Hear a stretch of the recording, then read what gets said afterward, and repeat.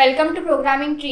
आज का टॉपिक है introduction to C programming. Hello everyone, आज के प्रोग्राम में हमने कुछ बेसिक प्रोग्राम्स कवर करके रखे हुए हैं, जिसमें डिस्टेंस इन किलोमीटर लेके हमने metre, centimetre, feet and inch में उसको कैसे कन्वर्ट करना है। इसके अलावा हमने swapping of a 2 digit number का प्रोग्राम भी करके रखा हुआ है। भले ही दिखने में ये प्रोग्राम छोटा सा लगे, बट इसका इंपॉर्टेंस है।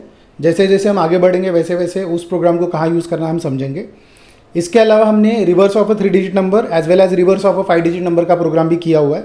जनरली ये प्रोग्राम हम लूप्स के साथ करते हैं, लेकिन यहाँ पे हम ये समझेंगे कि बेसिक तरीके से इस प्रोग्राम को कैसे किया जाए और 3 डिजिट के रिवर्स का प्रोग्राम और 5 डिजिट के रिवर्स के प्रोग्राम में क्या क्या डिफरेंसेस आएंगे और हमें इसे कैसे करना है वो हमने यहाँ पे देख के रखा हुआ है। तो आइए बढ़ते हैं आज के प्रोग्राम की तरफ।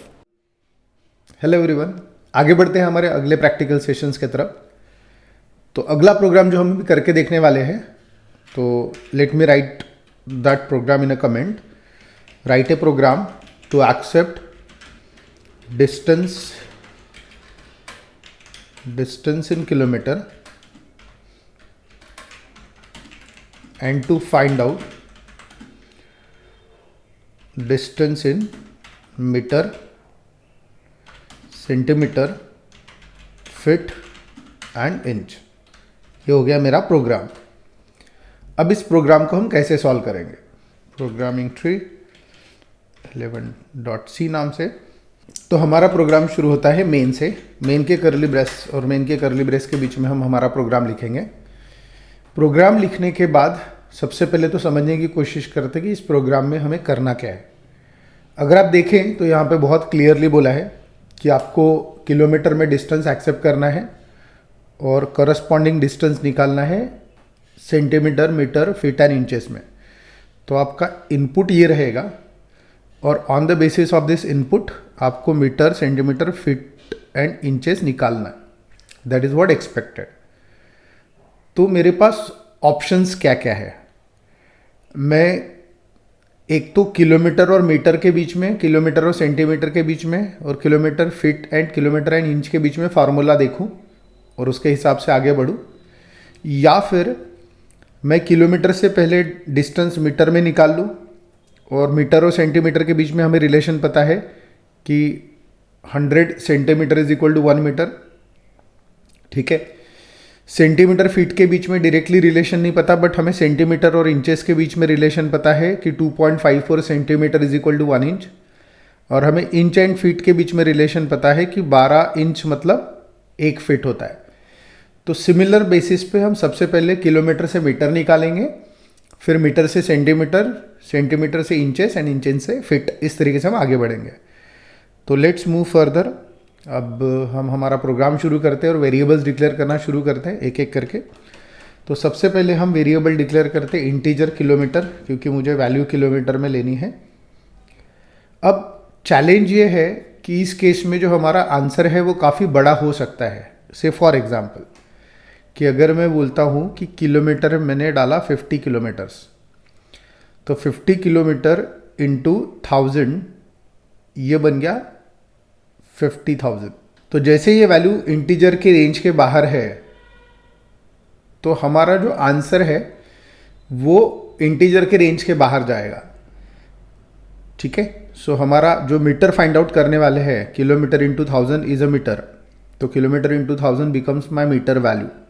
तो मीटर वैल्यू जो है वो इंटीजर के रेंज के बाहर जा रहा है, अगर मैं 50 किलोमीटर के लिए भी कंसिडर कर रहा हूँ तो आपको केयरफुली मीटर को जो है वो इंटीजर के जगह कुछ और डिक्लेयर करना पड़ेगा।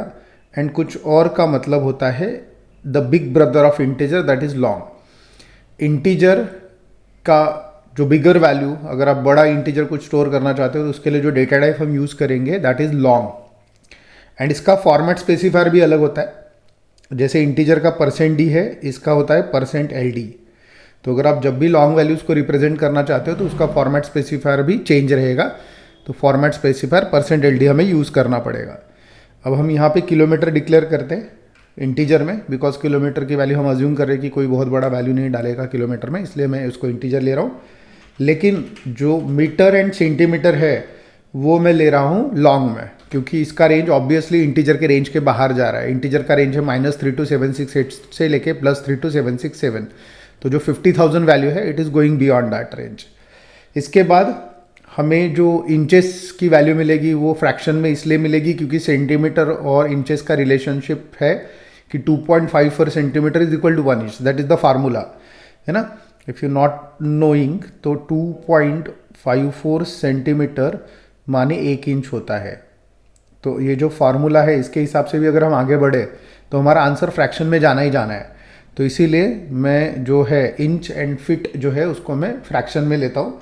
तो इसलिए हम यहाँ पे लेते हैं फ्लोट इंचेस कॉमा फिट, इसको हम फ्रैक्शन में लेने के लिए फ्लोट वैल्यूज में डालता है। तो इसके बाद स्क्रीन क्लियर कर लेंगे to clean up the screen. अब यूज़र से क्या क्या एक्सेप्ट करना है, एक्सेप्ट सिर्फ एक ही चीज़ करना है, डिस्टेंस इन किलोमीटर। तो यूज़र से मुझे सिर्फ क्या करना है, एक्सेप्ट करना है डिस्टेंस इन किलोमीटर। तो डिस्टेंस इन किलोमीटर एक्सेप्ट करने के लिए हमने यहाँ पे सबसे पहले प्रिंटफ लिखना है। जैसे प्रिंटफ में लिखेंगे एंटर डिस्टेंस इन किलोमीटर, तो एंटर डिस्टेंस इन किलोमीटर, ये हमारा इनपुट हो गया, सॉरी ये प्रिंटफ हो गया। उसके बाद स्कैनफ से हम इनपुट लेंगे %d, एक ही वैल्यू एक्सेप्ट करनी है, कॉमा m% किलोमीटर। तो हमारी वैल्यू हमारे पास आ गई किलोमीटर की, ठीक है। अब हमें कैलकुलेशंस करना है।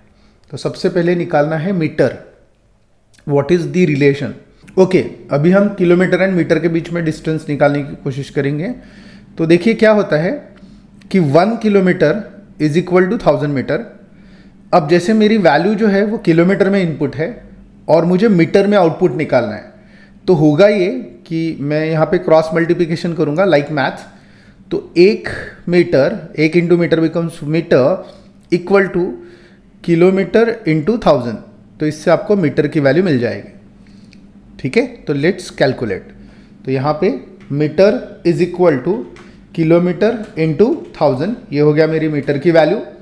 अब मुझे वैल्यू निकालनी है सेंटीमीटर और मुझे इनपुट मिल चुका है मीटर। अभी देखो यहाँ पे मेरे मीटर में वैल्यू आ चुकी है, मुझे अभी सेंटीमीटर निकालना है। तो हमें पता है कि 1 मीटर माने 100 सेंटीमीटर होता है। तो metre is equal to centimetre, 1 metre is equal to 100 centimetre. Do the cross multiplication, तो आपका आंसर आएगा 1 into centimetre is equal to centimetre is equal to metre into 100। तो हमारा सेंटीमीटर का फार्मूला आएगा centimetre is equal to metre into 100। तो let's do that, centimetre is equal to metre into 100, ये हो गया हमारा सेंटीमीटर की वैल्यू। अब हम बढ़ते आगे, सेंटीमीटर आ चुका है, अब हमें इंचेस फाइंड आउट करना है। तो फार्मूला ये है, that is 2.54 centimetre is equal to 1 inch. तो ये सेंटीमीटर का यूनिट है, ये इंचेस का यूनिट है। तो 2.54 centimetre is equal to 1 inch, इसको क्रॉस मल्टीप्लाई करिए। जैसे क्रॉस मल्टीप्लाई करेंगे so it comes around centimetre is equal to 2.54 into inches. But हमें अभी क्या निकालना है, इंच की वैल्यू निकालना है। तो इंच में लेफ्ट हैंड साइड में ले रहा हूँ और ये 2.54 इधर चला जाएगा डिवाइड में। तो ये बन गया आपका फार्मूला कि inches is equal to 2 centimetre by 2.54। तो जब भी आप सेंटीमीटर को 2.54 से डिवाइड करोगे आपको इंच की वैल्यू मिल जाएगी। तो लेट्स चेक। तो अब यहाँ पे बोलते हैं inch is equal to 2.54 sorry centimetre by 2.54, ये आपका हो गया इंच वैल्यू। अब हमें निकालना है फीट का वैल्यू। हमें पता होता है कि 12 inches is equal to 1 feet. तो ये मेरा इंच का यूनिट है, ये मेरा फीट का यूनिट है। इसको करेंगे क्रॉस मल्टीप्लाई, तो हमारा फार्मूला आएगा, लेट्स मैं लेफ्ट में लिखता हूँ, 12 into feet equals to 1 inch, divide कर लेते हैं। तो feet is equal to inches by 12। तो इससे आपको फीट की वैल्यू मिल जाएगी। So let's check, feet is equal to inches by 12। मतलब अगर किसी का वैल्यू 12 इंच होगा तो 12 बाय 12 बिकम्स 1 फीट। तो 12 inches is equal to 1 feet. अब हम इनको प्रिंट कर देते हैं। सो जो भी वैल्यूज़ हमारे पास कैलकुलेट होके आ चुके हैं उन सभी वैल्यूज़ को हमें प्रिंट करना पड़ेगा। तो let's print up, metre is equal to %LD comma metre, print up centimetre equals percent LD comma centimetre, इसके बाद printf ये हो गया inch equals to %f comma inch की वैल्यू, और फिर एक बार printf, आप चाहे तो ये सब एक ही printf में लिख सकते हैं, and then feet equals %f, और यहाँ पे फिट की वैल्यू देंगे। तो अगर आप एक्सपेक्ट कर रहे होंगे कि हमारा 4 बार printf लिखा तो 4 अलग अलग लाइंस पे प्रिंट होगा, ऐसा नहीं होता है। इसका हम एक बार आउटपुट देखते हैं। कंपाइल करते F9 से, कंट्रोल F9 से रन करते, मैंने डिस्टेंस डाला इन किलोमीटर, दैट इज़ 1, और हम corresponding distance metre, centimetre, feet and inch में हमारे सामने आ गया, लेकिन हर एक चीज़ एक ही लाइन में आ गई। इसको ठीक करने के लिए हमारे पास होता है स्लैशन। जैसे आप स्लैशन यूज़ करोगे तो slash n stands for new line character. तो जहाँ पे भी आपने स्लैशन लिखा है, इसको एस्केप सीक्वेंस भी बोलते हैं, इसको हम और डिटेल में आगे देखने वाले हैं। तो जैसे आप यहाँ पे स्लैशन यूज़ करोगे, दैट मीन्स न्यू लाइन। जहाँ पे भी मैंने स्लैशन लिखा है वहाँ से चीज़ें अगले लाइन पे डाल दीजिए। तो जैसे सेंटीमीटर के पहले मैंने स्लैशन लिखा, इंच के पहले स्लैशन लिखा, फीट के पहले स्लैशन लिखा। अब इसका आउटपुट देखते हैं। कंपाइल करते F9 से, कंट्रोल F9 से रन करते, डिस्टेंस इन किलोमीटर 1 डाला, और जहाँ जहाँ पे भी मैंने स्लैशन लिखा था वहाँ से चीज़ें अगले लाइन पे प्रिंट हो गई। तो मीटर, 1000, सेंटीमीटर जो भी है, इंचेस एंड फीट की वैल्यू हमारे पास आ चुकी है कैलकुलेट होके। So this is how you can perform the input as a kilometre and then find out metre, centimetre, feet and inches. Okay, ये हो गया हमारा एक प्रोग्राम जिसमें हमें kilometre, metre, centimetre, feet and inch की वैल्यूज हमने मिल गई। और कुछ वेरिएशंस ऑफ प्रोग्राम हम देखेंगे। तो मैं नया फाइल ओपन करता हूँ।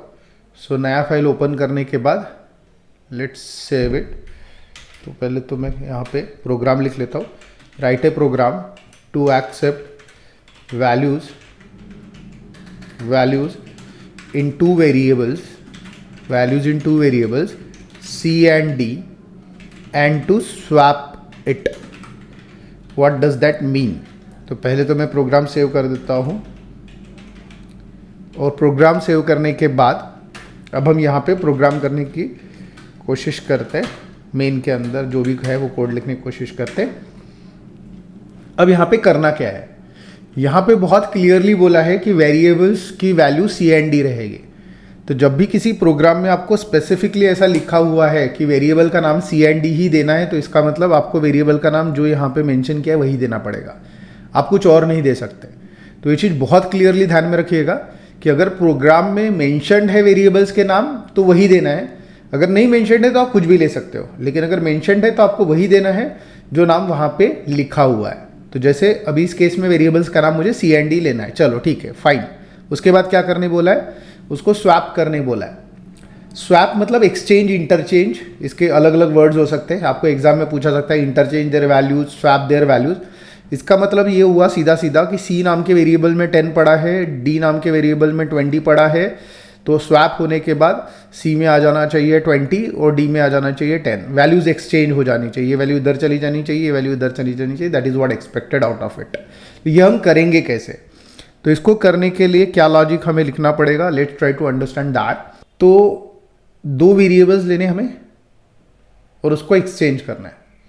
तो ये करेंगे कैसे, now let's take an example कि मेरे पास एक ग्लास है जिसमें कुछ पड़ा हुआ है कंटेंट, लेट्स से कुछ डेटा पड़ा है, लेट्स से यहाँ पे कुछ वाटर रखा हुआ है इस ग्लास में, and I have another glass which has milk in it. अब मुझे इन दोनों वैल्यूज़ को स्वैप करना है। मुझे इस ग्लास में जो चीज़ रखी है वो इस ग्लास में डालनी है, इस ग्लास में जो चीज़ रखी है वो इधर डालनी है। So you want to exchange these things. Is it possible? Answer is no. हमें तीसरा ग्लास बीच में इंट्रोड्यूस करना पड़ेगा। एक बहुत ही सिंपल कंसेप्ट है कि अगर मुझे कोई चीज़ें एक्सचेंज करना है तो मुझे क्या करना पड़ेगा, मुझे एज अ जैसे ग्लास के एग्जाम्पल में हमें चीज़ें एक्सचेंज करनी पड़ेगी on the similar context. Now let's try to understand कि हम स्वैप कैसे करेंगे।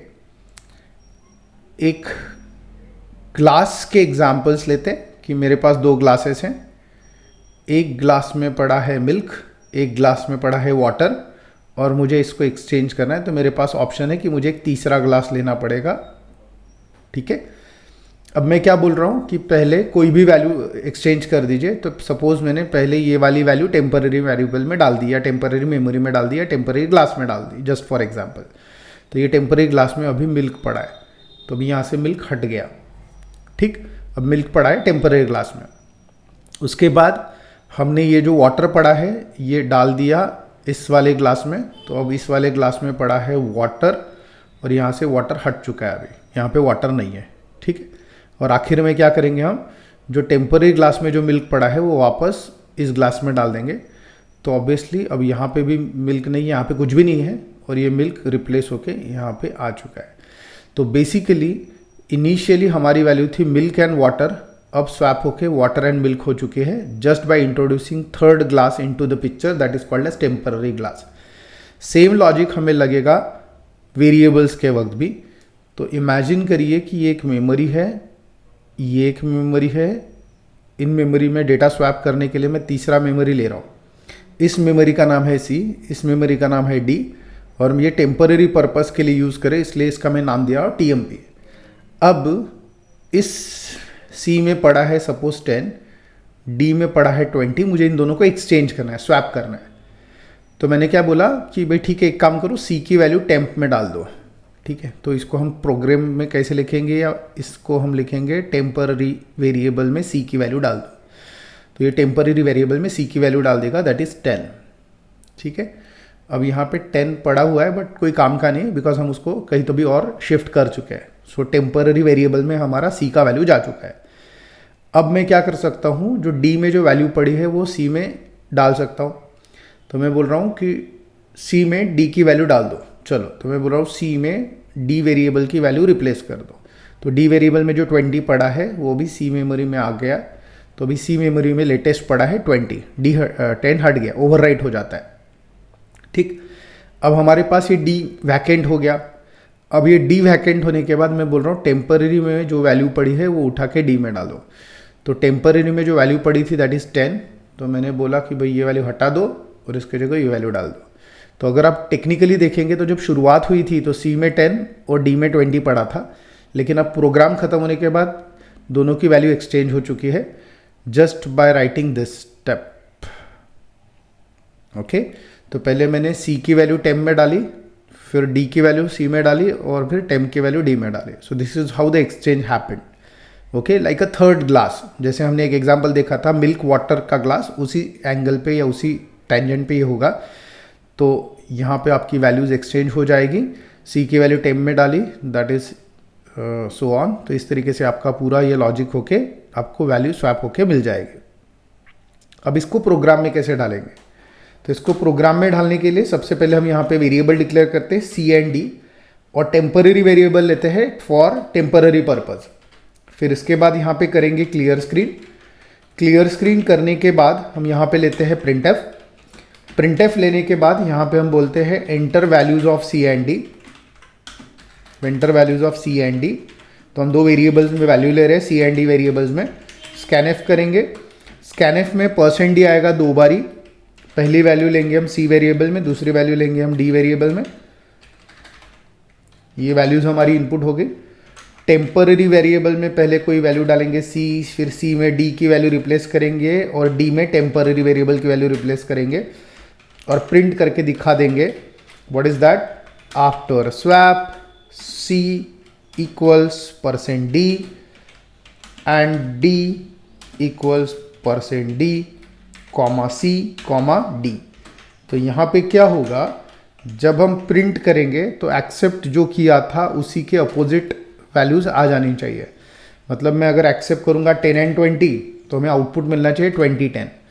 तो इनिशियली हमने जब इनपुट लिया कीबोर्ड से तो सी में हमने 10 लिया था और डी में 20 लिया था, लेकिन स्वैप होने के बाद जब प्रिंट किया तो सी में 20 आ चुका है एंड डी में 10 आ चुका है, जो हमारा एक्सपेक्टेड आउटपुट है। तो हमने वैल्यू सक्सेसफुली स्वैप कर दी।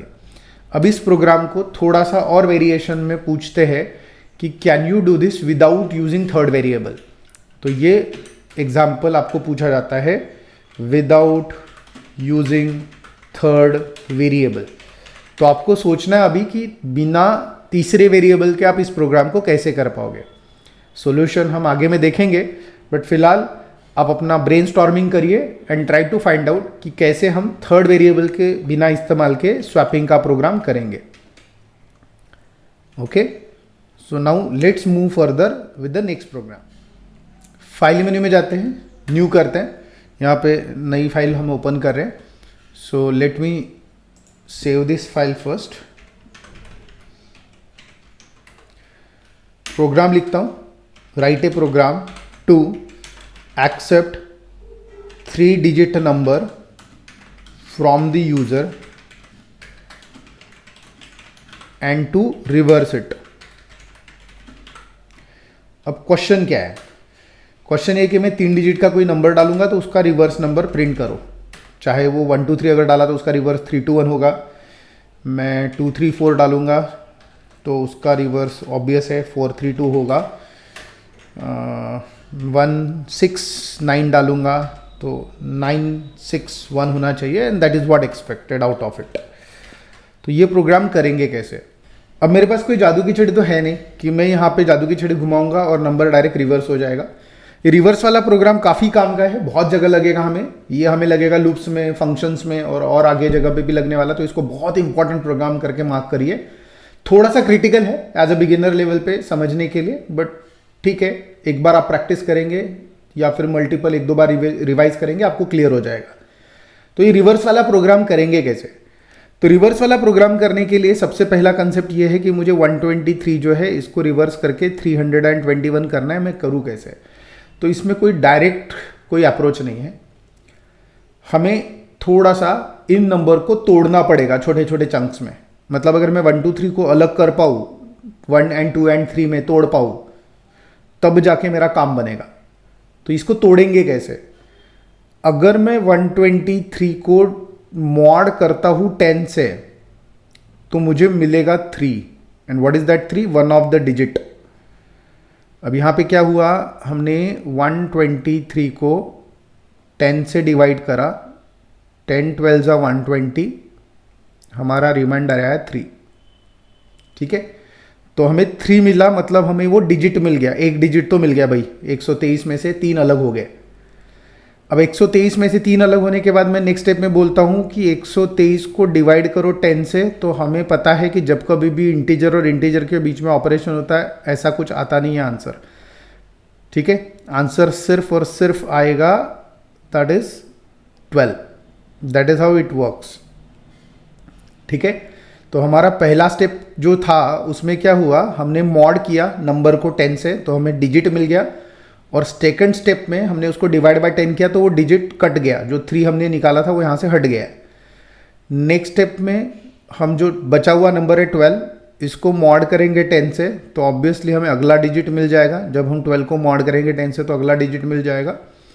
एंड फिर जब इसको डिवाइड करेंगे तो 1.2 ना आते हुए आंसर सिर्फ 1 आएगा। चलो, मतलब पहले स्टेप में 3 अलग हो गया, 3 कट गया। नेक्स्ट स्टेप में यहाँ पे 3 अलग हुआ, 3 कट गया, 2 अलग हुआ, 2 कट गया। अब आखिरी स्टेप में अगर मैं 1 को मॉड करूँ 10 से तो मुझे आंसर 1 मिल गया। तो मेरा 3 डिजिट के अलग अलग सेपरेशन मुझे मिल गए। 3 मिल गया, 2 मिल गया, 1 मिल गया। अब ये तीनों नंबर्स मुझे मिल गए। तो अगर मैं 3 को मल्टीप्लाई करूँ 100 से तो ये हो गया 300। फिर 2 को मल्टीप्लाई करूँ 10 से तो ये हो गया 20, एंड 1 को मल्टीप्लाई करूँ 1 से तो ये हो गया 1। तो मेरा फाइनल आंसर आएगा 300 + 20 + 1, दैट इज 321। तो इसको हम प्रोग्रामेटिकली कैसे करेंगे वो अलग पार्ट हो गया, बट लॉजिकली हमें समझना पड़ेगा कि सबसे पहले तो मुझे नंबर को मॉड करना पड़ेगा 10 से ताकि मुझे नंबर मिले। फिर डिवाइड करना पड़ेगा 10 से ताकि जो नंबर हमारा निकल चुका है, एक्सट्रैक्ट हो चुका है, उसको हम हटा दें कोड से, हमारे नंबर से, एंड सो ऑन। इस तरीके से हम इसको रिवर्स कर पाएंगे। तो चलिए देखते हैं इस प्रोग्राम को करके प्रैक्टिकली हम कैसे करेंगे। तो यहाँ पे हमारा प्रोग्राम शुरू होगा मेन से। मेन से शुरू होने के बाद हमें क्या क्या लगने वाला है? सबसे पहले तो नंबर लगने वाला है, जो ओरिजिनल नंबर है उसका रिवर्स नंबर लगने वाला है। और मैं 3 टुकड़े करने वाला हूँ डिजिट्स के, इसलिए मैं डिजिट 1, डिजिट 2 एंड डिजिट 3 में वो टुकड़े रखने वाला हूँ। अब सबसे पहले स्क्रीन क्लियर कर लेते हैं। To clean up the screen. Printf में जाते हैं और यहाँ पे हम मैसेज लिखेंगे कि एंटर करो 3 डिजिट का नंबर, ताकि यूज़र को पता रहे कि हाँ मुझे 3 डिजिट का ही नंबर डालना है। तो यूज़र 3 डिजिट का नंबर डाले। स्कैनफ से हम वो नंबर रिसीव कर लेंगे %d, $&no। तो हमारे पास वो नंबर रिसीव हो गया। नंबर रिसीव होने के बाद अब मुझे उसके टुकड़े टुकड़े करने हैं। तो पहला स्टेप आएगा d1 = no mod 10। अब ये स्टेप में क्या हो रहा है, ये स्टेप में हो रहा है कि नंबर में इमेजिन करिए 123 है, 123 को मैं मॉड करूँगा 10 से, तो हमारा रिमाइंडर आएगा 3, और ये जो 3 आया वो d1 में चला जाएगा। तो d1 वेरिएबल में हमारा 3 चला गया, मतलब पहला टुकड़ा। फिर नेक्स्ट स्टेप करेंगे no = no / 10।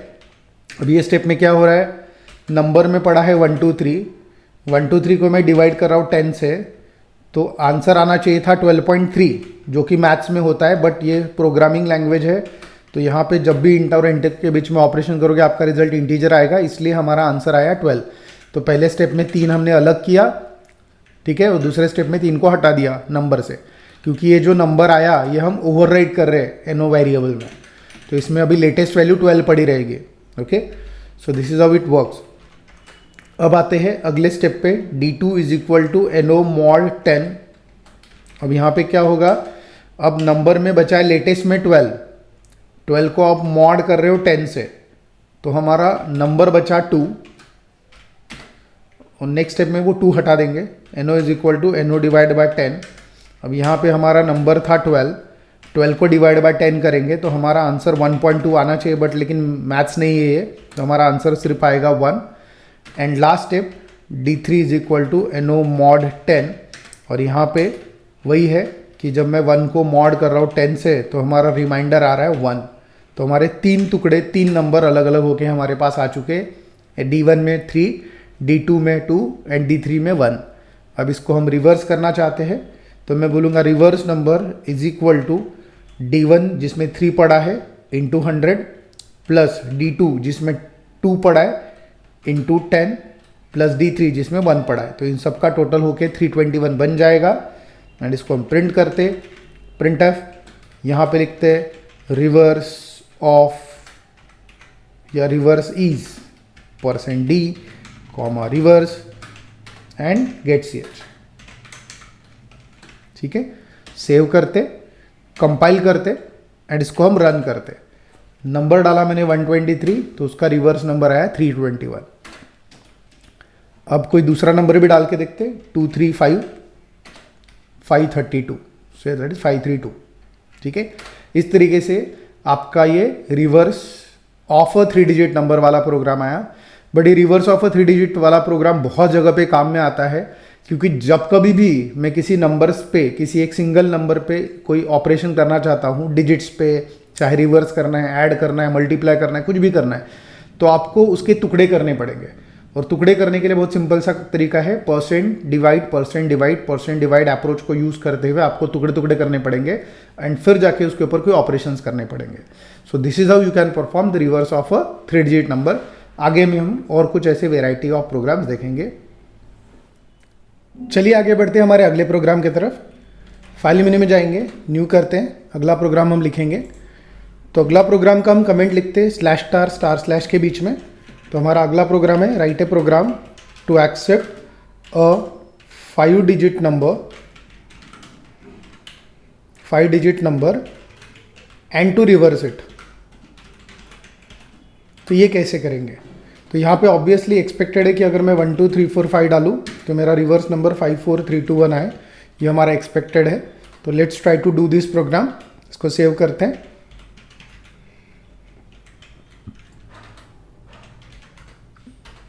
ठीक है, तो हम इस प्रोग्राम को सेव करके हम लिखना शुरू करते हैं। सबसे पहले हमारा प्रोग्राम मेन से शुरू होगा। मेन के कर्ली ब्रेस के अंदर हमारा कोड लिखेंगे। Integer no, reverse variable declare करेंगे। साथ में 5 डिजिट के 5 टुकड़ों को कैरी करने के लिए हम 5 डिजिट डिक्लेयर करने वाले हैं। फिर उसके बाद क्लियर स्क्रीन करेंगे। प्रिंटफ में हम मैसेज लिखेंगे एंटर 5 डिजिट नंबर। अब ये हमने लिया। इसके बाद स्कैनफ में आएगा %d और हम वो नंबर यहाँ पे रिसीव कर लेंगे। नंबर रिसीव करने के बाद हमें उसके टुकड़े करने हैं। तो व्हाट विल डू, सबसे पहले हम करेंगे D1 is equal to NO mod 10। अब हम अज्यूम करें कि यहाँ पे नंबर हमारा 1 2 3 4 5 डाला है किसी ने, तो 1 2 3 4 5 को जब हम मॉड करेंगे 10 से तो हमारा आंसर आएगा, रिमाइंडर आएगा 5। कैसे, let's try to see that. ठीक है, तो यहाँ पे अगर मेरे पास जो नंबर है वो है 1 2 3 4 5 और 1 2 3 4 5 को अगर मैं डिवाइड करूँ 10 से तो यहाँ पे 1 2 3 4 से डिवाइड होगा और हमें जो रिमाइंडर मिलेगा वो है 5। तो 5 जो है वो हमें मिल जाएगा मॉड से। तो mod operator will give me the remainder after division. Okay, इसके बाद हम अगला स्टेप करेंगे NO is equal to NO divide by 10। तो यहाँ पे क्या होगा, जो आपका नंबर है 1 2 3 4 5 जिसको हम 10 से डिवाइड करेंगे तो हमारा आंसर आएगा 1 2 3 4। ठीक है, फिर आते हैं D2 is equal to NO mod 10। तो नेक्स्ट स्टेप में हम क्या करेंगे, 1 2 3 4 जो हमारा लेटेस्ट नंबर है इसको हम मॉड करेंगे 10 से और हम हमारा आंसर जो है वो यहाँ पे ले लेंगे। ठीक है, तो यहाँ पे हो क्या रहा है, तो पहले स्टेप में हमने 5 को अलग किया, दूसरे स्टेप में हमने 5 को कट कर दिया और जो हमारा आंसर था दैट इज 1 2 3 4, ये 1 2 3 4 ओवरराइड हो गया हमारे NO वेरिएबल में। तो NO वेरिएबल में जो लेटेस्ट वैल्यू है वो 1 2 3 4 है। इसीलिए जब हम ये D2 वाले स्टेप में आए तो यहाँ पे NO में था 1 2 3 4, तो 1 2 3 4 को जब हमने मॉड किया 10 से तो हमारा रिमाइंडर आया 4। तो अगला डिजिट जो था 4 वो हमारा एक्सट्रैक्ट होकर D2 में आ गया। D1 में फिलहाल पड़ा है 5 एंड D2 में फिलहाल पड़ा है 4। ठीक है, हम बढ़ते आगे। अब अगली स्टेप है NO is equal to NO divide by 10। यहाँ पे 1 2 3 4 को हम डिवाइड करेंगे 10 से तो हमारा आंसर आएगा 1 2 3। 0.4 आना चाहिए मैथ्स के हिसाब से, बट दोनों इंटीजर है इसलिए प्रोग्रामिंग में हमारा आंसर 1 2 3 आएगा। फिर नेक्स्ट स्टेप है D3 is equal to NO mod 10। अब यहाँ पे हमारा नंबर है 1 2 3, इसको हम 10 से मॉड करेंगे, हमें रिमाइंडर मिलेगा 3। नेक्स्ट स्टेप में हम 3 को भी कट कर देंगे, NO is equal to NO divide by 10। इस स्टेप में क्या होगा, 1 2 3 को जब 10 से डिवाइड करेंगे तो हमारा 3 कट जाएगा। Next step D4 is equal to NO mod 10। यहाँ पे क्या होगा, 1 2 को मैं मॉड करूँगा 10 से, आंसर आएगा 2, अगला डिजिट निकल के आ गया बाहर। फिर next step NO is equal to NO divide by 10। अब यहाँ पे नंबर में पड़ा है आपका 12 बाय 10, आंसर एक्सपेक्टेड है 1.2 बट आंसर आएगा सिर्फ 1। अब चाहे तो ये 1 को डायरेक्टली D5 में डाल दो क्योंकि आपके पास 1 आ चुका है, या फिर एक और स्टेप कंटिन्यूस फ्लो में रहने के लिए वैसा ही लिखो तो भी चलेगा। तो जब मैं 1 को मॉड करूँगा 10 से तो मेरा रिमाइंडर आएगा 1। तो मेरे सारे टुकड़े हो गए, लेकिन ये स्टेप समझने की कोशिश करते कि यहाँ पे क्या हुआ है। यहाँ पे हुआ ये है कि मेरे पास है 1, मैं 1 को 10 से डिवाइड कर रहा हूँ तो 10 से डिवाइड हो तो नहीं रहा, इसलिए बोलेगा 10 zeros are 0, तो हमारा रिमाइंडर आएगा 1। तो इसीलिए जब हम 1 को मॉड करते हैं 10 से तो हमारा रिमाइंडर 1 आता है। ठीक है, अब मुझे इसका रिवर्स करना है, तो रिवर्स इज इक्वल टू 54,321 आना चाहिए। तो 5 किस में पड़ा है, तो मेरा 5 पड़ा है फिलहाल D1 में, तो मुझे D1 को 50,000 करना है, 5 को 50,000 करना है। तो क्या करेंगे, D1 इंटू 10,000 कर देंगे, प्लस 4 को 4,000 करना है, 4 पड़ा है मेरा D2 में तो मैं बोलूँगा D2 इंटू 1000, प्लस 3 को 300 करना है, 3 पड़ा है मेरा D3 में तो मैं बोलूँगा D3 इंटू 100। 2 को 20 करना है, 2 पड़ा है मेरा D4 में तो मैं बोलूँगा D4 इंटू 10, प्लस लास्ट में बचा D5।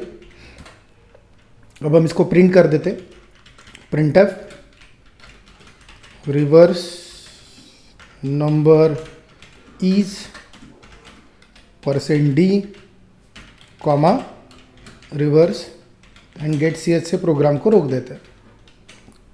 ठीक है, अब हम इस प्रोग्राम को चला के देखते हैं। F9 से कंपाइल किया, कंट्रोल F9 से रन किया, नंबर डाला मैंने ये, तो 1 2 3 2 2, इसका रिवर्स आना चाहिए 2 2 3 2 1, जो कि आ गया। इसका मतलब मेरा प्रोग्राम एकदम परफेक्ट काम कर रहा है। But this is not the case. इस नंबर के लिए बराबर काम किया उसने, लेकिन जैसे ही मैं यहाँ पे कोई और नंबर डालता हूँ, जैसे 1 2 3 4 5, हमारा आंसर जो है वो आया -11215।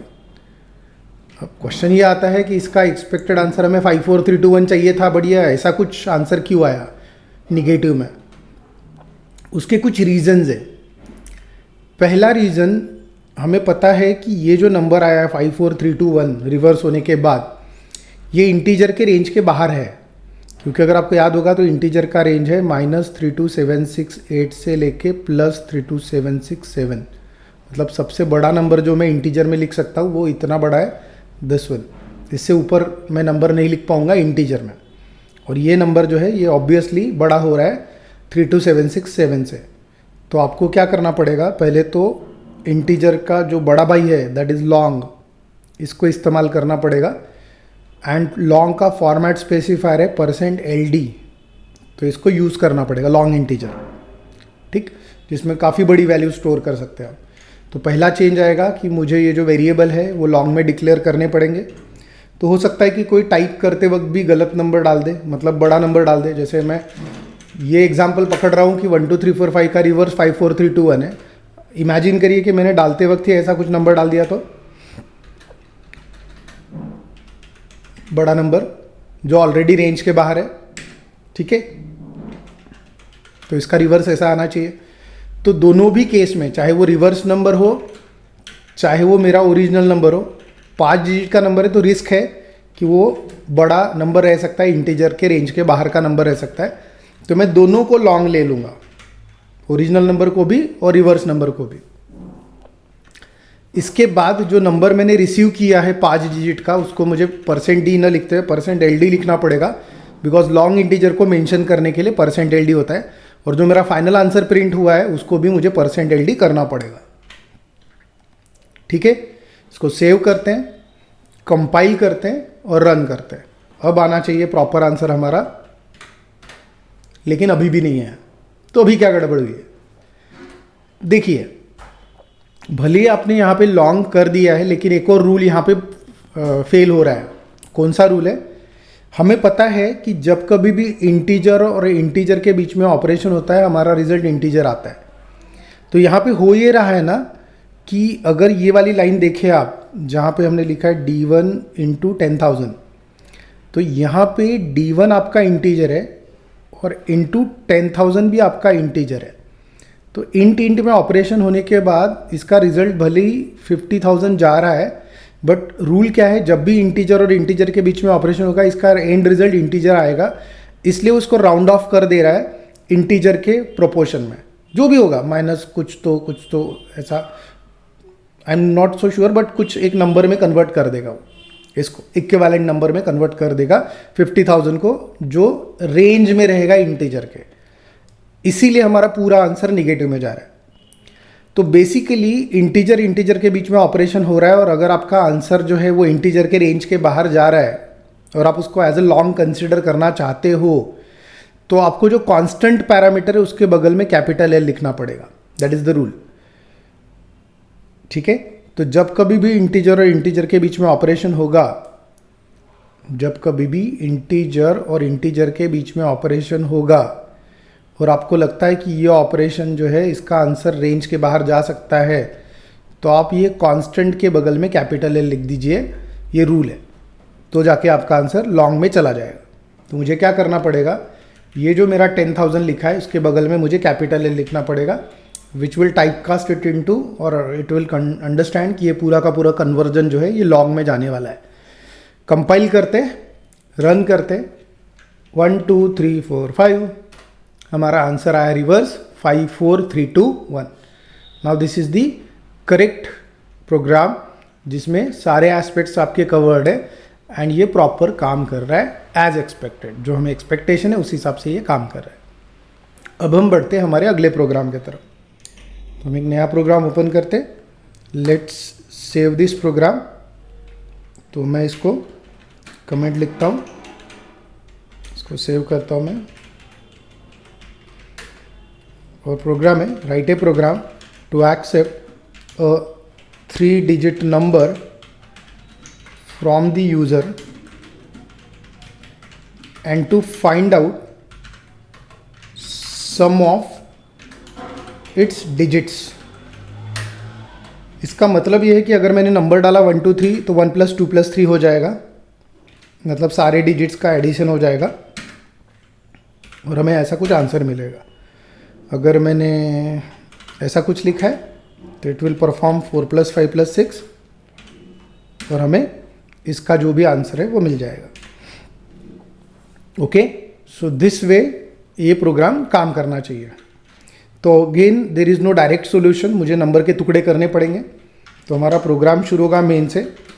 मेन से प्रोग्राम शुरू होने के बाद यहाँ पे हम कुछ वेरिएबल डिक्लेयर करेंगे। एक एनो, टुकड़े करने के लिए 3 डिजिट्स, रिसीव करने के लिए, सम करने के लिए एक variable, clear screen to clean up the screen, print of हम यहाँ पे लिखेंगे इंटर 3-digit नंबर, यहाँ हम अपना मैसेज लिखेंगे, स्कैनफ यहाँ पे करेंगे %d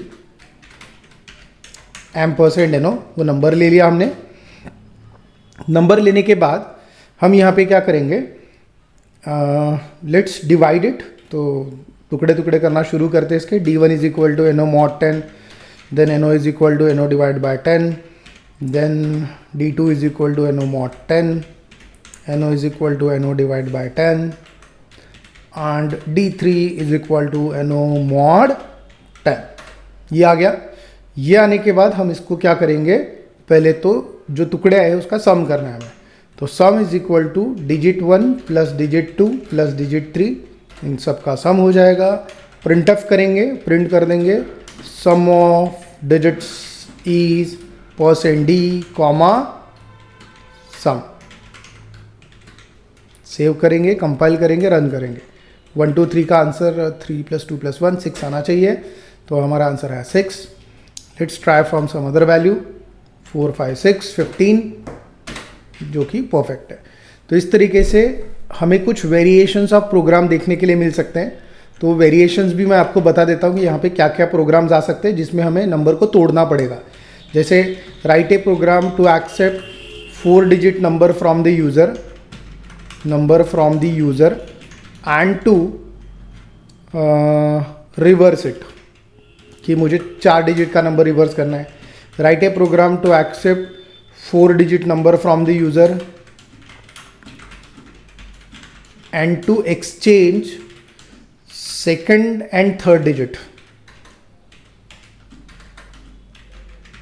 इसका मतलब है कि मेरे पास 1 2 3 4 अगर नंबर है तो मैंने 2nd and 3rd digit exchange कर दिया तो हो जाएगा 1 3 2 4, जिसमें आपका 2nd and 3rd digit exchange हो गया। तो 1 2 3 4 में 2nd digit है 2 एंड 3rd digit है 3, ये दोनों एक्सचेंज हो जाएंगे। तो यहाँ पे 2 3 है तो वो 3 2 हो जाएगा। तो ये आपका क्वेश्चन है। इस टाइप के वेरिएशंस आपको देखने के लिए मिलेंगे। सम के लिए आ सकता है, या फिर कुछ ऐसा आ सकता है कि write a program to accept a 3-digit number from the user and to multiply its digits. मतलब 1 2 3 अगर डाला तो इट शुड बी लाइक 1 × 2 × 3, ये आना चाहिए, दैट इज 6। तो भी आपको नंबर को टुकड़े टुकड़े करना पड़ेगा और उसको फिर आपको मल्टीप्लाई करने का लॉजिक लिखना पड़ेगा। एनीथिंग्स पॉसिबल। तो आपको बहुत सारे अलग अलग टाइप के लॉजिक्स जो है इस टाइप के प्रोग्राम में देखने के लिए मिलेंगे। बट एंड यही है कि आपको पहले तो नंबर के छोटे छोटे टुकड़े करने पड़ेंगे, 3 डिजिट 4 डिजिट 5 डिजिट के टुकड़ों में उसको बांटना पड़ेगा और फिर अकॉर्डिंगली आपके प्रोग्राम में उसको डालना पड़ेगा कि देखना पड़ेगा कि क्या हो रहा है। अब रिसेंटली एक एप्टीट्यूड टेस्ट जो IT कैंपस का था उसमें आया हुआ क्वेश्चन मैं आपको दे रहा हूँ। Write a program to accept a number from the user and to find out it is in AABB format और नॉट। तो इस टाइप का एक क्वेश्चन आया था। हालांकि इसमें थोड़ा बहुत हमें इफ एल्स का इस्तेमाल करना पड़ेगा, बट इसका लॉजिक भी लगभग सिमिलर है ये जो प्रोग्राम्स हम देख रहे हैं उससे रिलेटेड। तो इस टाइप का क्वेश्चन एक रिसेंट IT कैंपस ड्राइव में आया था। तो यू कैन अंडरस्टैंड कि जब भी आपको कोई डिजिट्स के ऊपर कुछ ऑपरेशंस करने हैं तो पहले आपको डिजिट्स को 3 डिजिट को 4 डिजिट को 5 डिजिट को तोड़ना पड़ेगा छोटे छोटे डिजिट्स में, और फिर उसके ऊपर ऑपरेशंस करने पड़ेंगे। ओके, तो ये ध्यान में रखिए। चलिए आगे बढ़ते हैं कुछ और फंडामेंटल्स के साथ। तो अगला फंडामेंटल जो हम देखने वाले हैं that is called as precedence of operators. ठीक है, अगर आपको मैथ्स याद होगा तो मैथ्स में एक बॉडमास हम यूज़ करते हैं जिसमें हमारा सीक्वेंस डिफाइन होता है कि किस सीक्वेंस में हमारे ऑपरेशंस होने चाहिए। पहले डिवीजन होना चाहिए, फिर मल्टीप्लिकेशन, फिर एडिशन एंड फिर सब्सट्रैक्शन, इस तरीके से। तो सी प्रोग्रामिंग में multiplication, division and modulus operator same priority पे रहते हैं, सेम प्रेसिडेंस में रहते हैं। उसके बाद सेकंड प्रायोरिटी पे आएंगे प्लस माइनस, और फिर आता है इक्वल टू साइन। यहाँ पे ये जो इक्वल टू साइन है ये कंपैरिजन वाला नहीं है जो मैथ्स में होता है। यहाँ पे इक्वल टू साइन का मतलब होता है assignment operator. Equal to sign का काम बस इतना ही है कि जो भी राइट हैंड साइड में वैल्यू अवेलेबल है वो लेफ्ट हैंड साइड को असाइन कर दी जाए। So that is what the assignment operator works in C programming. तो यहाँ पे अगर मैंने लिखा, if I write something like this, that is if x equals to 10 in C programming, इसका मतलब है जो राइट हैंड साइड में वैल्यू है वो लेफ्ट हैंड साइड को असाइन कर दी जाए। तो यहाँ पे वो कंपेयर नहीं कर रहा है कि x इक्वल टू 10 है या नहीं है। यहाँ पे इक्वल टू का मतलब होता है असाइनमेंट ऑपरेटर। अब ये जो 3 प्रेसिडेंसेस दिए हैं इसका मतलब क्या है? इसका मतलब ये है कि जब भी कोई ऑपरेशन आप परफॉर्म करोगे और उसमें अगर ये तीनों ऑपरेशन एक साथ आ जाते हैं उस मैथमेटिकल या अरिथमेटिक ऑपरेशंस में, तो सबसे पहले कौन सॉल्व होगा उसका एक आपको हिरार्ची डिसाइड करना पड़ेगा, and that hierarchy is called as precedence of operation, कि पहले कौन ऑपरेट होगा। तो सी प्रोग्रामिंग में सबसे ऊपर में प्रायोरिटी में हमें दिख रहा है multiplication, division and modulus sign. तो इसका एक एग्जाम्पल हम करने की कोशिश करते देखते हैं कि क्या होगा उस केस में। तो फॉर एग्जांपल हमने मेन से हमारा प्रोग्राम शुरू किया, यहाँ पे एक वेरिएबल ले लिया और उस वेरिएबल में कुछ कैलकुलेशंस करके देखते हैं और आखिर में प्रिंट करके देखेंगे रिजल्ट क्या आता है। Print x equal to %d comma x and gate ch। ठीक है, तो अब यहाँ पे हम कुछ ऑपरेशंस करते हैं। से फॉर एग्जांपल मैंने बोला 10 + 3 या 10 + 2 × 6। ठीक है, तो यहाँ पे क्या आएगा आंसर x में? Let's try to see that. हम इसको सेव करते हैं, कंपाइल करते हैं और इसको रन करते हैं। तो हमारा आंसर आया 22। ठीक है, अब ये आंसर 22 क्यों आया वो थोड़ा सा समझने की कोशिश करते हैं। अब यहाँ पे क्या हो रहा है कि पर्टिकुलरली ये जो ऑपरेशंस हो रहे हैं वहाँ पे आपको दिखाई दे रहा है कि x इक्वल्स टू 10 + 2 × 6। अब प्रेसिडेंस देखिए, प्रेसिडेंस में सबसे ऊपर में 3 चीज़ें हैं, एक मल्टीप्लिकेशन, एक डिवीजन और एक परसेंट साइन, मतलब मॉड्यूलस ऑपरेटर। अब यहाँ पे सबसे पहले वो देखेगा कि इन तीनों में से कोई है क्या, आप जो अरिथमेटिक ऑपरेशन कर रहे हैं उसमें अगर है तो पहले उनको सॉल्व करिए। तो हमें दिख रहा है कि हाँ भाई कि यहाँ पे सबसे पहले ये मल्टीप्लिकेशन वाला कुछ दिख रहा है पूरे प्रोग्राम में कि मल्टीप्लिकेशन साइन है, तो पहले वो मल्टीप्लिकेशन वाला पार्ट एग्जीक्यूट करेगा। इसीलिए 2 × 6 हमारा आंसर आया 12, और फिर बाद में वो जाएगा सेकंड प्रेसिडेंस की तरफ। अगर इन प्रेसिडेंस में से कुछ नहीं मिलेगा तब तो सेकंड प्रेसिडेंस में जाएगा और 10 + 12 दैट बिकम्स 22। इसलिए हमारा आंसर जो है वो 22 आ रहा है इस केस में। अब फॉर एग्जांपल यहाँ पे हमारे पास कुछ और चीज़ें भी हैं, तो ये ऑपरेशन कैसे काम करेगा। लाइक से फॉर एग्जांपल यहाँ पे हम एक काम करते हैं अभी कि 6/2 कर देते हैं, तो अब क्या होगा इस केस में। ठीक है, तो अभी इस केस में हमारे पास क्या क्या ऑपरेशंस हो रहे हैं वो समझने की कोशिश करते हैं। प्रेसिडेंस में सबसे ऊपर है हमारा ये 3 symbol, that is multiplication, division and percent. अब किसी अरिथमेटिक ऑपरेशन में दोनों भी आ गए या तीनों भी आ गए एक साथ, तो फिर किसको एग्जीक्यूट करेंगे। तो फिर एसोसिएटिविटी होती है लेफ़्ट टू राइट, मतलब पहले जो लेफ़्ट में पढ़ रहा है वो एग्जीक्यूट होगा, बाद में उसके बाद में कंटिन्यू आगे बढ़ते बढ़ते बाकी चीज़ें एग्जीक्यूट होगी। तो सेम प्रायोरिटी वाली चीज़ें अगर एक जगह पे आ गई तो पहले लेफ़्ट वाला सॉल्व होगा, बाद में राइट वाला सॉल्व हो गया। तो इस केस में दो चीज़ें सेम प्रायोरिटी वाली आ गई है हमारे केस में। एक तो है ये वाला ऑपरेशन जहाँ पे हम 2 को मल्टीप्लाई कर रहे हैं 6 से, और दूसरा ये वाला ऑपरेशन जहाँ पे हम 6 को डिवाइड करें 2 से। तो सेम प्रायोरिटी वाली दो चीज़ें आ गई, ठीक है, एक ही ऑपरेशन के अंदर। तो पहले क्या सॉल्व करूँ मैं, डिवाइड करूँ कि मल्टीप्लाई वाला सॉल्व करूँ? तो प्रोग्रामिंग लैंग्वेज सी में सबसे पहले जो पहले आया है सेम प्रायोरिटी में वो सॉल्व होगा, मतलब पहले मल्टीप्लिकेशन सॉल्व होगा हमारे केस में, फिर बाद में डिवीजन सॉल्व होगा। तो इसका आंसर आएगा 2 6 12, 12 पहले सॉल्व होगा। तो ठीक है, तो हमारा ऑपरेशन एक्चुअली कन्वर्ट होकर आ जाएगा 10 + 12/2 ऐसा कुछ हो जाएगा सॉल्व होने के बाद। फिर सॉल्व होगा 12/2, तो 10 + 12/2 दैट इज 6, और हमारा आंसर आना चाहिए 16। ठीक है, तो ये प्रोग्राम को चला के देखते हैं पहले, तो सेम आंसर आ रहा है क्या। कंपाइल करते, रन करते, तो हमारा आंसर आया 16। ठीक है, अब ये पुराना आंसर इसलिए दिख रहा है क्योंकि हमने यहाँ पे क्लियर स्क्रीन नहीं किया, तो मैं एक बार क्लियर स्क्रीन कर लेता हूँ, फिर से इसको दोबारा रन करते, यू कैन सी दैट हमारा आंसर 16 आया। तो इस तरीके से प्रेसिडेंस ऑफ ऑपरेशन रहेगा, मतलब अगर सेम प्रेसिडेंस वाली 3 चीज़ें एक ही जगह पे आ रही है तो जो पहले लेफ्ट में आया है वो पहले सॉल्व होगा, फिर बाद में राइट वाला। तो यहाँ पे 2 चीज़ें आपके ध्यान में रखनी है, एक तो प्रेसिडेंस ऑफ ऑपरेशन और एसोसिएशन, जब वो सॉल्व होगा किस तरीके से सॉल्व होगा, लेफ्ट टू राइट सॉल्व होगा। एंड जो भी आपका इक्वल टू ऑपरेटर है या असाइनमेंट ऑपरेटर है, whatever you solve on the right hand side will be assign to the left hand side. तो क्या इतने ही ऑपरेटर है हमारे सी लैंग्वेज में? Answer is no. There are many operator like less than, greater than, less than equal to, not equal to, equal to, 2 बार equal to का equal to होता है। ये सारे ऑपरेटर हम धीरे धीरे जैसे जैसे आगे बढ़ेंगे वैसे वैसे हम इसको देखने वाले हैं। अपार्ट फ्रॉम दिस हमें कुछ और चीज़ें लगती है, जैसे कि एक मैं यहाँ पे नया प्रोग्राम ओपन कर रहा हूँ और इस प्रोग्राम में हम कुछ और चीज़ें करके देखते हैं। So let me save this program. अब यहाँ पे एक इंटरव्यू में काफ़ी बार इस टाइप का क्वेश्चन पूछा जाता है कि मैं इंटरव्यू का क्वेश्चन आपको यहाँ पे just to check your knowledge, write a program to print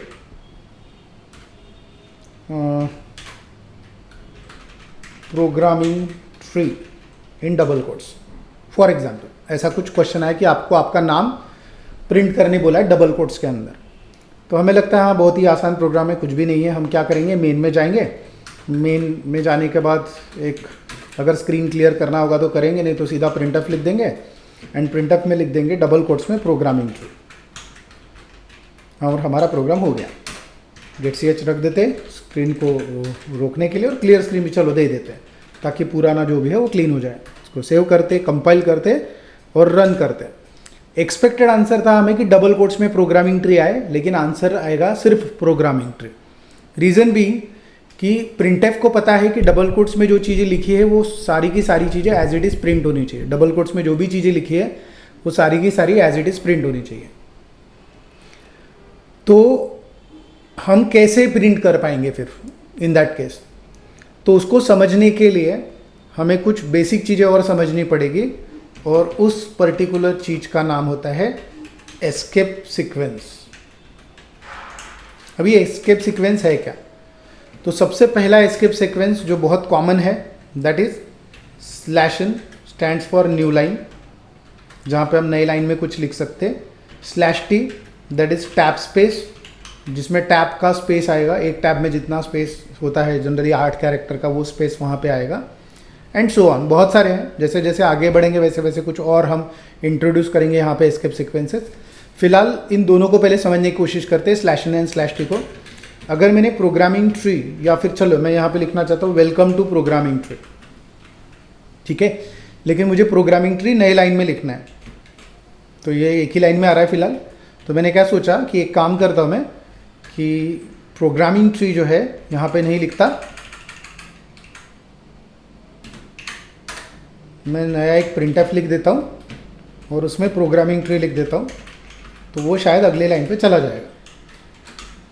ठीक, चला के देखते हैं होता है ऐसा। नहीं हुआ, ये इसलिए नहीं हुआ क्योंकि एक्चुअली अब प्रिंटफ कितने बार भी लिखिए, जहाँ पे आपका लेटेस्ट कर्सर होएगा वहीं पे चीज़ें प्रिंट होना चालू हो जाएगी। तो वेलकम टू के बाद आपका कर्सर 2 के बाद ब्लिंक हो रहा था एक्चुअली आउटपुट विंडो में, तो अगला प्रिंटफ स्टेटमेंट वहीं से शुरू हुआ। तो जहाँ पे आपका कर्सर ब्लिंक होता रहेगा आउटपुट विंडो में, वहीं से आगे की चीज़ें प्रिंट होगी। तो अगर आपको लगता है कि मुझे प्रोग्रामिंग ट्री अगले लाइन पे चाहिए, तो उसके पहले आपको स्लैशन लिखना पड़ेगा, that is called as new line character या फिर एस्केप सीक्वेंस। तो न्यू लाइन एस्केप सीक्वेंस से क्या होता है, चीज़ें अगले लाइन पे प्रिंट होगी। अब इसके लिए बिल्कुल भी ज़रूरी नहीं है कि मुझे इसको अलग प्रिंट टाइप में लिखना है, मैं इसको बैक स्पेस से पूरा हटा देता हूँ और एक ही प्रिंट टाइप में लिख रहा हूँ, ठीक है, फिर भी ये काम करेगा। तो स्लैशन का मतलब है जहाँ से भी मैंने स्लैशन बोला है वहाँ से अगले लाइन पे चीज़ें प्रिंट कर दीजिए। फिर एक और चीज़ होती है हमारे पास स्लैश टी, जिसको टैप स्पेस बोलते हैं। तो मैंने प्रोग्रामिंग ट्री के बीच में प्रोग्रामिंग को अलग कर दिया, ट्री को अलग कर दिया, मैंने यहाँ पे टैप स्पेस दे दिया। अब इसको रन करके देखते हैं, तो बीच में एक गैप आई है। टेंटेटिवली ये गैप 8 कैरेक्टर की होती है, बट डिपेंड करता है कि आपका कर्सर कहाँ है, उसके हिसाब से ये 8 स्पेस काउंट होता है, ठीक है। तो यहाँ पे प्रोग्रामिंग ट्री जो है ये आपका टैप स्पेस के साथ प्रिंट हो गया। अब एक और इंटरव्यू क्वेश्चन आता है इसी को लेके देखते हुए कि भाई ठीक है, आपको बेसिकली एस्केप सीक्वेंस समझ में आ गया है। तो इंटरव्यू में क्वेश्चन आता है कि आप write a program to print slash n is used for new line character, ऐसा प्रिंट करके दिखाइए ना। ऐसा इंटरव्यू में पूछते हैं आपको। क्यों पूछते हैं? जस्ट टू चेक आपका अवेयरनेस कितना है चीज़ों को लेके, आप कितने डेप्थ में समझते हो प्रोग्रामिंग को। अब फिर से पंगा है, हम इसको प्रिंट करके देखते हैं, चलो क्या होता है। तो let's do that.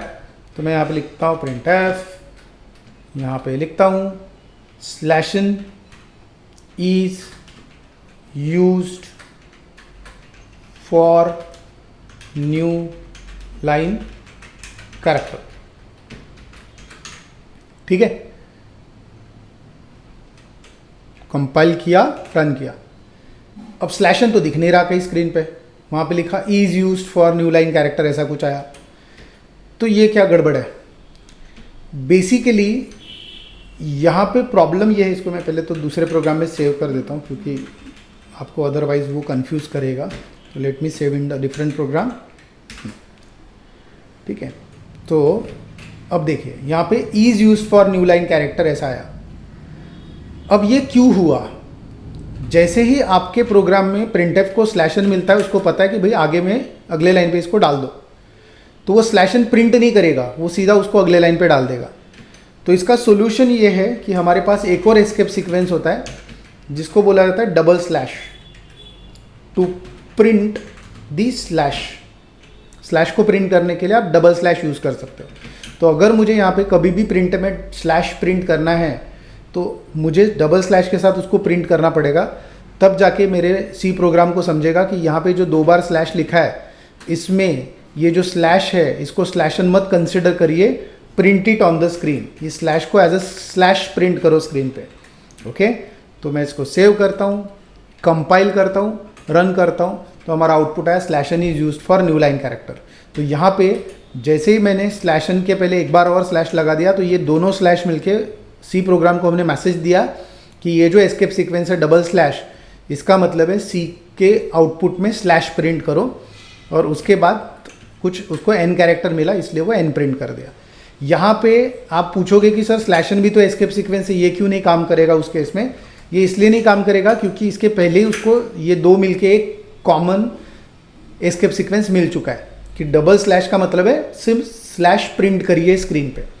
So that is why इस तरीके से आप काम कर सकते हैं।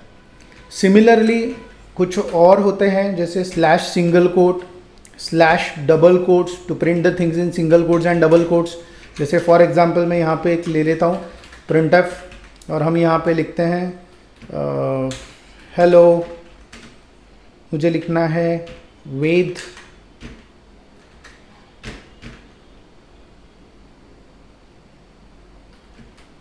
वेलकम,